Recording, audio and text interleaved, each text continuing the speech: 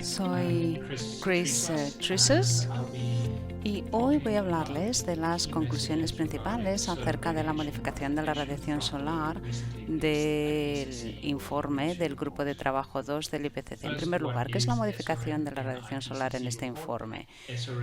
Es cualquier tipo de propuesta encaminada a reflejar más luz solar de vuelta hacia el espacio para reducir el calentamiento global.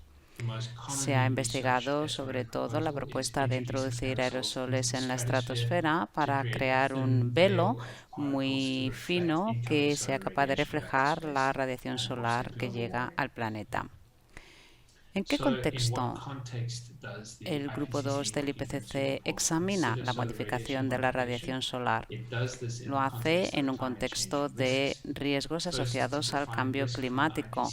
El riesgo, tal y como lo concibe el IPCC, es el riesgo de sufrir consecuencias adversas en el planeta, en la naturaleza o en las personas como consecuencia del cambio climático. Esos riesgos se derivan de peligros, por ejemplo, derivados de fenómenos climáticos tales como olas de calor, por ejemplo. También el riesgo es proporcional a la exposición que se tenga a esos peligros, por ejemplo, en zonas de producción agrícola, y a la vulnerabilidad de las zonas, así como a las respuestas.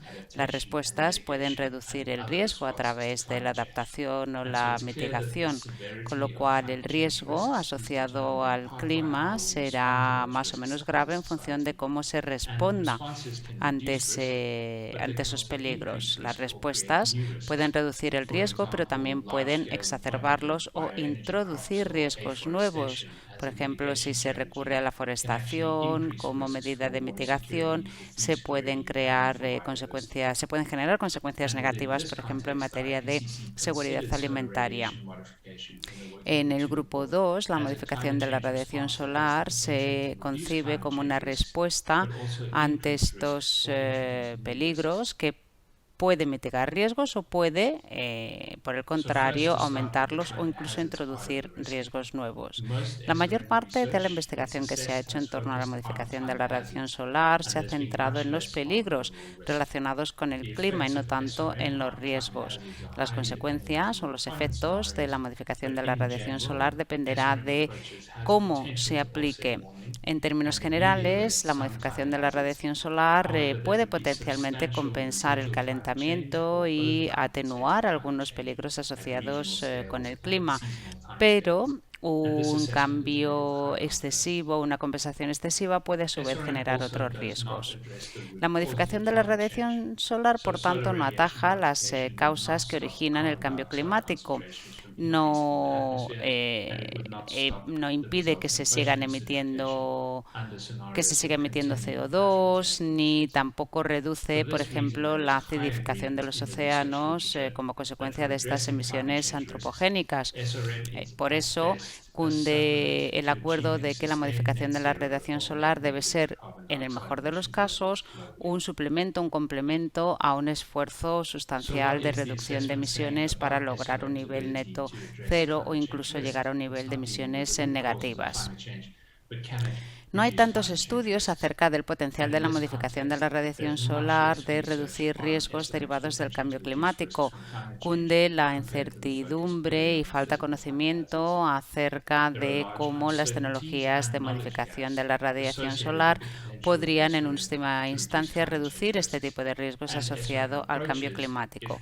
De aplicarse esta tecnología o distintos enfoques, se podría en realidad crear nuevos riesgos tanto para la naturaleza como para las personas. No se tiene muy claro, por ejemplo, que la modificación de la radiación solar suponga menos riesgos para los cultivos. Es verdad que hay algunos que podrían protegerse gracias a un menor calentamiento, pero podría haber, sobre todo en las latitudes más altas, consecuencias negativas. Se necesitan más estudios para ver cuáles serían las repercusiones. Tampoco existen muchos estudios acerca de las consecuencias que tendría en términos de salud, sobre todo con respecto a enfermedades infecciosas. No se sabe cómo la modificación de la radiación solar podría afectar a su contagio o extensión. La modificación de la radiación solar podría potencialmente reducir los riesgos que sufren los corales como consecuencia del calor, pero no haría nada con respecto a los riesgos derivados de la acidificación de los océanos. Tampoco se sabe cómo cómo afectaría, por ejemplo, a los bosques tropicales o a los océanos. Sí se sabe con una mayor certeza que la modificación de la radiación solar tendría un impacto negativo en el ciclo hidrológico y en la diversidad biológica en caso de que se pusiera fin a su aplicación de forma abrupta. Es decir, que surgen nuevos riesgos que necesitan colaboración a nivel internacional. Se podría dar la circunstancia de que la modificación de la radiación solar se aplicara por un grupo pequeño de personas, de entidades o de países. Y, por tanto, se tiene que ver cuál sería la situación, porque a lo mejor unos países aplicarían la modificación de la radiación solar, mientras que otros tratarían de contrarrestar sus consecuencias. Los gobiernos manejan distintas opciones. Prohibirla completamente, aplicarla por parte de un cierto grupo de países o bien facilitar la investigación.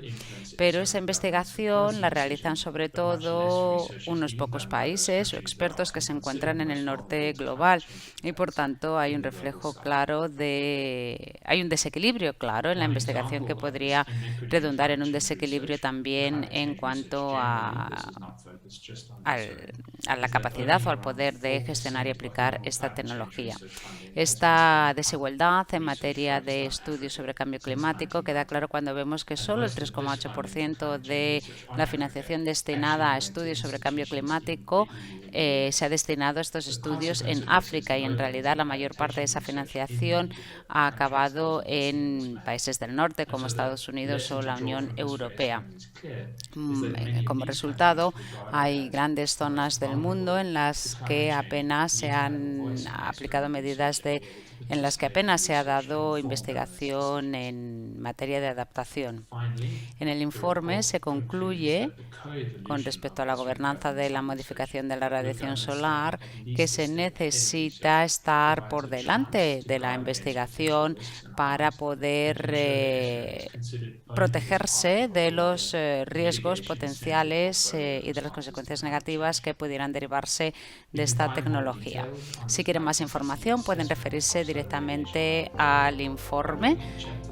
El capítulo 16 contiene un cuadro informativo sobre modificación de la radiación solar. Muchas gracias.